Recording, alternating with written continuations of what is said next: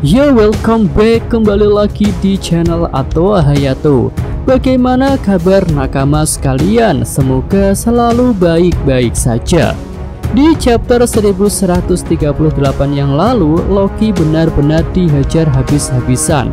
Serangan terakhir dari pedang Kerberos Shamrock terlihat bisa membuat Loki terluka sangat parah. Secara normal, orang yang terkena serangan telak seperti itu harusnya sudah mati. Tapi untuk Loki tentu saja berbeda. Karakter Loki dibangun dengan sangat baik dan tentu masih akan punya banyak peran pada cerita selanjutnya. Jadi Mimin rasa Loki pasti akan selamat dari serangan mengerikan Kerberos itu. Nah, melanjutkan cerita di chapter sebelumnya, awal chapter 1139 bisa menunjukkan keadaan Loki yang sudah terluka sangat parah. Dia pun bisa sedang pingsan, tidak terlihat pergerakan berarti dari tubuh Loki. Namun tiba-tiba kilatan petir hitam bisa muncul di sekitar lokasi Loki. Aura mengerikan mulai terasa dan tanah dunia bawah pun perlahan bergejolak. Peristiwa ini bisa mengingatkan kita pada bangkitnya Awakening Nika yang terjadi pada Luffy di Arc Wano. Saat itu Luffy yang sudah berada di tepi kematian malah mendapatkan kekuatan Awakening dari buah Mythical Swan Nika. Dan untuk Loki sudah memakan buah legendaris milik bangsa Elbaf. Besar kemungkinan itu juga merupakan salah satu buah Mythical Swan. Dengan skema yang sama seperti Luffy, Loki bisa saja akan mendapatkan kekuatan Awakening dari buah legendaris yang dia makan.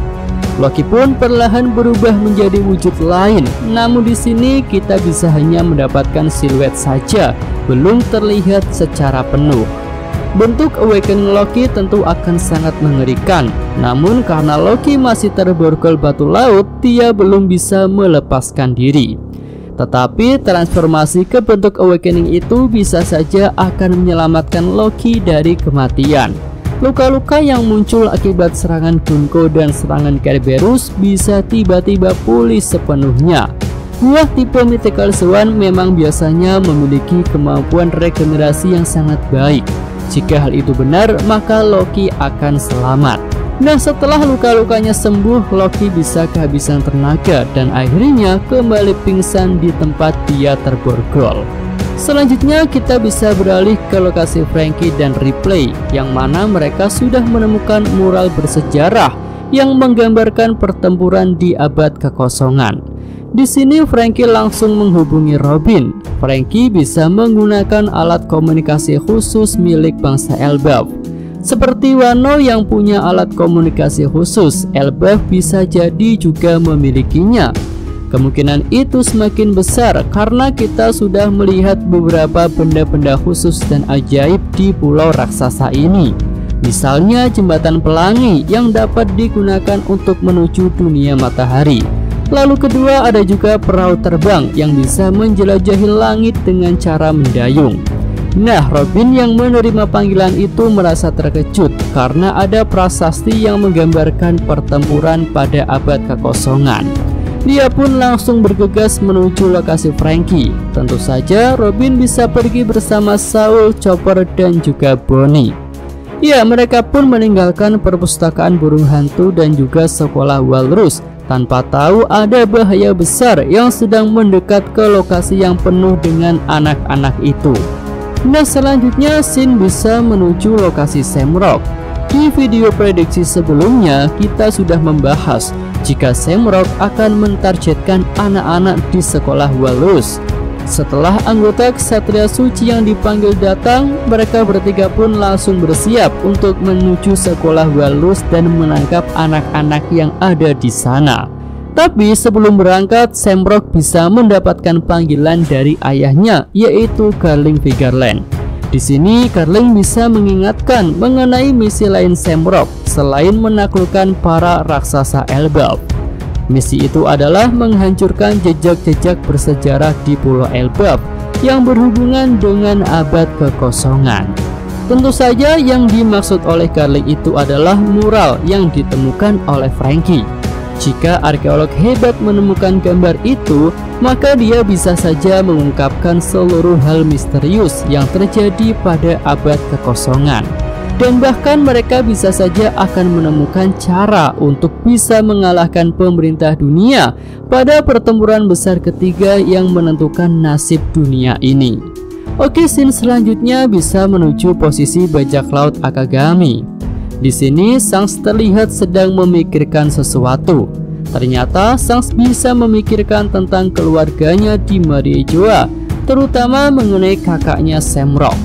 Nah, Shanks pun bisa teringat flashback saat dia mencoba kembali ke Mariejoa setelah tahu jati dirinya adalah seorang Tenryubito. Hal itu bisa terjadi setelah pembubaran bajak laut Roger. Namun Shanks yang sudah terbiasa dengan kehidupan bebas di lautan tidak menyukai kehidupan menjadi Tenryubito. Dia pun tidak suka dengan tingkah para naga langit yang sok berkuasa dan suka melakukan banyak hal sesuka hati, walaupun itu sangat merugikan orang lain. Akhirnya Shanks pun memutuskan untuk pergi dari Mariejoa dan memulai perjalanannya sebagai kapten bajak laut.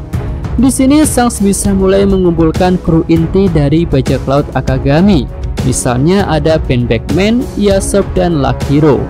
Nah, scene terakhir bisa kembali menuju lokasi Loki di dunia bawah. Di sini dia terlihat sudah sadar.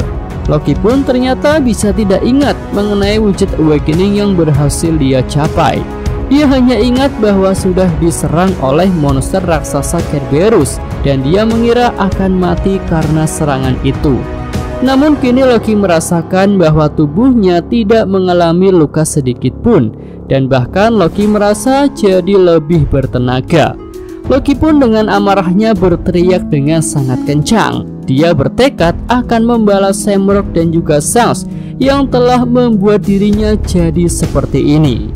Oke, itu aja pembahasan untuk prediksi chapter 1939 mendatang.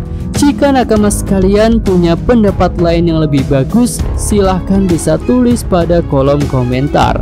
Yosa Mimin atau Hayato. Terima kasih. Ya, sampai di sini aja video kali ini. Semoga nakama sekalian menyukainya. Terima kasih sudah nonton ya. Jangan lupa like-nya dan subscribe channel Atwa Hayato. Yo!